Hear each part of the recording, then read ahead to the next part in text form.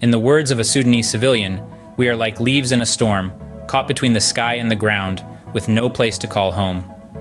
The war in Sudan, a bitter conflict that has seen the military square off against the Rapid Support Forces, has left a trail of devastation in its wake.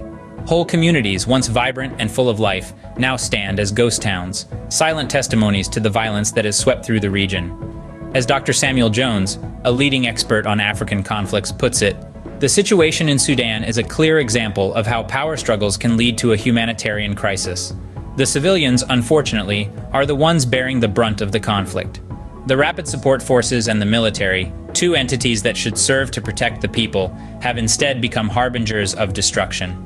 The war has left an estimated 12,000 people dead and countless others displaced, their lives uprooted and their futures uncertain.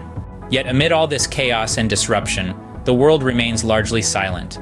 The international community, typically so vocal in its denunciations of injustice, has largely turned a blind eye to the plight of the Sudanese people.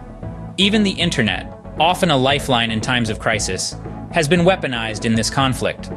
Reports indicate that the Rapid Support Forces have been utilizing Starlink satellite internet service during a nationwide internet blackout. The blackout, allegedly orchestrated by the RSF, has further isolated the Sudanese people, cutting them off from essential services and humanitarian aid.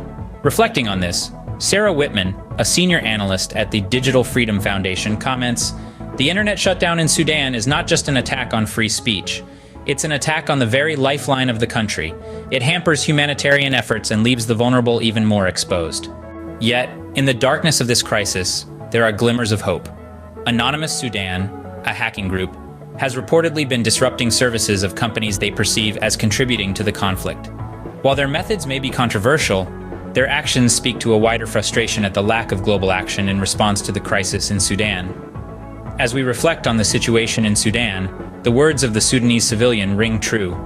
The people of Sudan are indeed caught in a storm, with the ground beneath them shaking and the sky above them darkening. But they are not alone. Their voices are being heard, their stories are being told. The world cannot afford to look away any longer. Global action is not just necessary, it is urgently needed. The people of Sudan deserve more than our sympathy, they deserve our action. Because in the end, we are all leaves in the same storm, and it is only together that we can find our way home.